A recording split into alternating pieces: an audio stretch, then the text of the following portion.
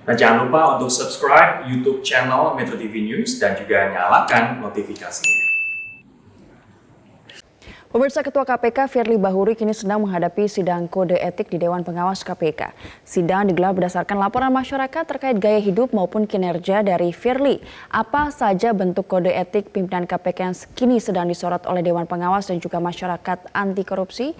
Kita akan langsung berbincang mengenai hal ini dengan Muhammad Yasin selaku mantan Wakil Ketua KPK. Pak M. Yasin, selamat pagi. Selamat pagi, Mbak. Iya, kita akan flashback sebentar. Koreksi saya kalau saya salah. Bapak menjadi mantan Wakil Ketua KPK Desember 2007 sampai 2011, benar ya? Betul. Nah, kalau kita flashback sebentar, kode etik pimpinan KPK saat itu seperti apa, Pak? Ya, kita ada kode yang mengatur, kode etik yang mengatur perilaku dan pedoman perilaku bagi seluruh jajaran KPK, itu dari pimpinan KPK, kemudian juga penasihat dan pegawai KPK. Itu diatur di dalam suatu kode etik dan kita ada menetapkan nilai-nilai.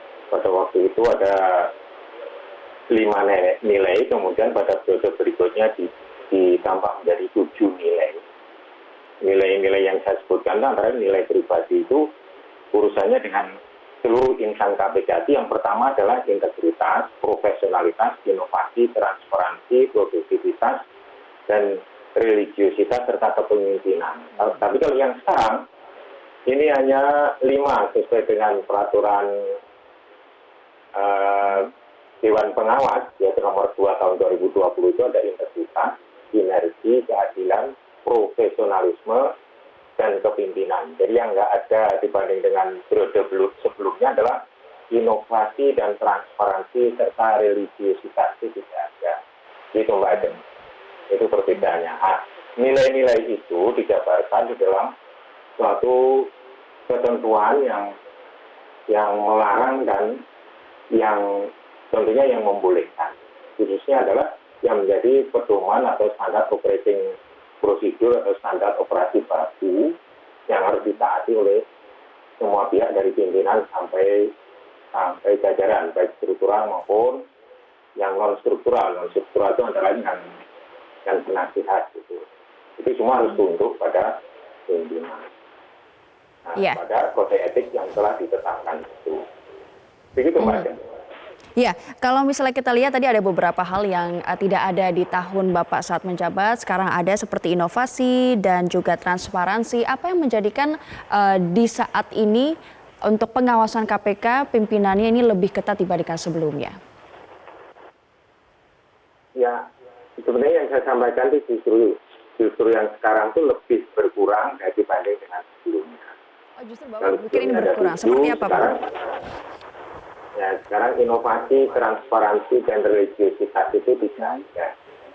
Padahal poin-poin itu juga penting. Mungkin disisipkan di dalam salah satu nilai itu integritas, sinergi, keadilan, profesionalisme, dan kepemimpinan.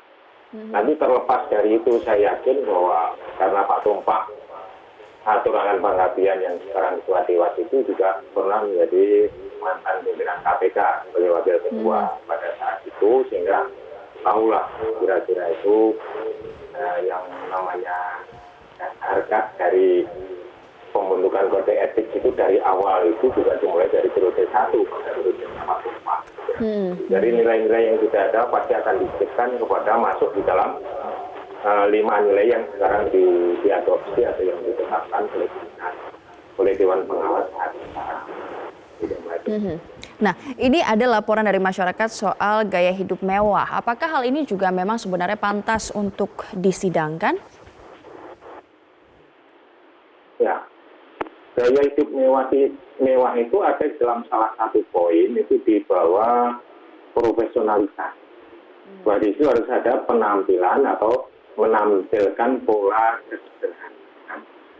Apalagi yang pola hidup mewah itu berkaitan dengan misalnya penggunaan fasilitas yang disediakan oleh pihak lain, misalnya swasta, seperti itu. Sementara yang bersangkutan belum menyampaikan itu kepada pimpinan yang lain. Jadi pimpinan KPK itu sebenarnya 5, 1 ketua dan 5 wakil ketua. Jadi apabila ada hal-hal yang diduga berpotensi akan menimbulkan benturan kepentingan atau konflik of interest, itu disampaikan kepada pimpinan. Yang lainnya akan mencegah atau memberikan toleransi dengan catatan. Seperti itu Mbak Jem. Jadi tidak bisa ketua KPK itu berdiri sendiri dan tidak ada konsultasi sedikitpun dengan pimpinan KPK yang lain. Karena pimpinan KPK itu bekerja secara kolektif dan kolegial dan saling mengingatkan antara yang satu dengan yang lain. Itu diatur di dalam suatu ketentuan yang itu di bawah profesionalitas tadi. Jadi mampu mengidentifikasi benturan kepentingan dalam pelaksanaan tugasnya dan memberitahu kepada pimpinan lain, memberitahu kepada pimpinan mengenai pertemuan dan komunikasi dengan pihak lain yang akan terjadi benturan kepentingan. Jadi ingin bertemu kepada siapa gitu, menjelang pertemuannya sudah menyampaikan kepada pimpinan lain, kecuali di dalam keadaan terpaksa karena ketemunya adalah tidak ada rencana, ketemu di airport, juga orangnya itu bermasalah, kemudian tempat ngobrol, nah, itu diberitahukan kepada pimpinan yang lain setelah terjadinya suatu pertemuan itu. Itu untuk menjaga integritas karena KPK ini adalah lembaga independen, lembaga penegak hukum yang diharapkan tidak ada banyak konflik kepentingan dengan pelaku korupsi seperti itu memang harus dijaga dari periode 1 sampai periode sekarang seharusnya. Dan saya mempunyai pemikiran bahwa apabila siapapun lah seseorang yang pernah ada di KPK, yang pernah mendapat jabatan struktural di KPK itu pasti akan mengetahui dengan baik tentang kode etik KPK. Karena kode etik ini tidak sama dengan kode etik di misalnya di lembaga atau instansi lain. Atas pelanggarannya itu ada proses persidangannya. Sebagaimana peraturan pimpinan KPK yang sekarang kan ada penegakan kode etik yang nomor 2. Yang nomor 3 adalah tata cara pemeriksaan dan persidangan kode etik dan pedoman perilaku daripada KPK. Jadi pasti akan ditindaklanjuti dan di dalam itu ada laporan internal berupa bisa dari internal berupa whistleblowing system di situ ada whistleblower memakai sistem whistleblowing system. Jadi apabila ada temannya atau pimpinannya melakukan pelanggaran itu bisa saja dari pihak internal itu melaporkan melalui pengawas internal dulu dan nanti disampaikan juga kepada Dewan Pengawas kalau saat sekarang, kalau yang dulu adalah Komite Etik. Begitu Mbak Ajeng. Oke. Ya, jadi yang salah satu hal juga yang dilaporkan mengenai Firly Bahuri adalah ia diduga melakukan pertemuan dengan orang-orang yang berpotensi memiliki perkara korupsi. Ini kan sidang kode etik bukan mengenai pidana atau tidak dipidana, tetapi apa yang akan dilakukan di dalam sidang kode etik dan apa muaranya nanti apabila hal ini terbukti? Ya, akan mengacu pada fakta persidangan oleh Dewan Pengawas terhadap dugaan pelanggaran etik oleh pimpinan KPK. Di undang-undang yang lama dengan undang-undang yang baru ini juga ada kemiripannya bahwa pimpinan KPK itu diundang-undang bukan di kode etik. Jadi ada poin yang di undang-undang 19 tahun 2019 tentang KPK yang sebelumnya undang-undang 30 tahun 2002 itu tentang KPK yang sudah diubah itu ada poin bahwa pimpinan KPK itu dilarang bertemu dengan siapapun secara langsung maupun tidak langsung yang kasus hukumnya sedang ditangani oleh KPK.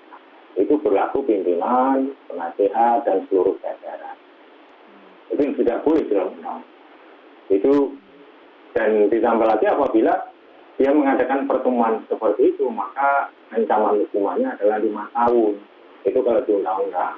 Nah sekarang masalahnya apakah kode etik itu akhirnya juga diarahkan kepada misalnya saja pelanggaran hukum tersebut atau tidak. Ini lihat perkembangan fakta dalam persidangan.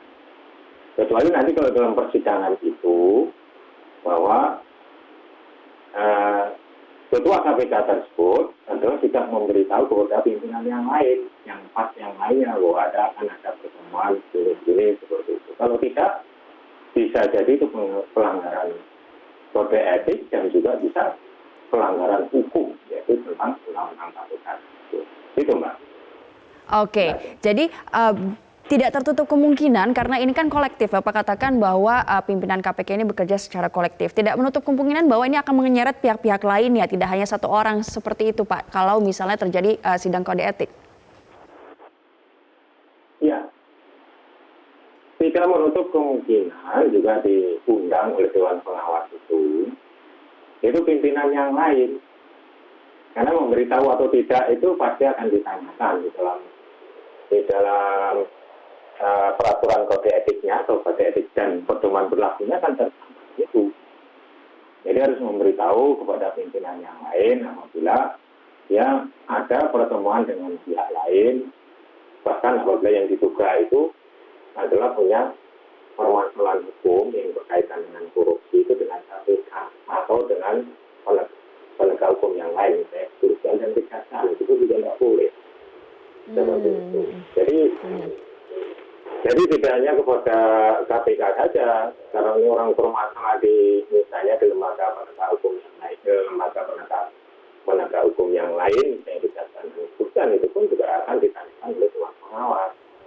Oke. KPK bisa melakukan koordinasi, tapi bukan dengan orang yang bermasalah, tapi dengan lembaga penegak hukumnya. Fungsi koordinasinya tetap ada.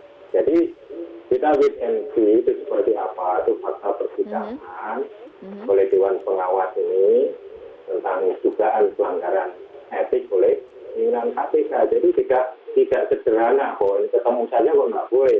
Memang dari dulu seperti itu. Kita dijemput juga tidak boleh. Kemudian kita diberikan uang untuk transportasi dan akomodasi juga tidak boleh. Karena akan timbul double counting, di KPK sudah ada yang seperti itu. Bahkan di dalam peraturan pemerintah nomor 27 tahun 2006 disebutkan itu mengenai hak keuangan dan hak protokoler pimpinan KPK itu misalnya naik pesawat itu lebih dari 2 jam itu baru di bisnis, sedangkan kurang dari 2 jam walaupun itu ke Singapura ke tetap harus dihitung pertumbuhannya itu. Dan hotel harus tetap di bintang 4. Pada saat itu seperti itu, yaitu PP-nya. Jadi PP 27 tahun 2006 tentang hak protokoler dan hak keuangan pimpinan KPK. Oke, Pak. KPK itu adalah dianggap tingkat menteri negara, sedangkan untuk provider saja di situ tidak mau menggunakan itu fasilitas itu karena kesederhanaan tadi gitu Mbak.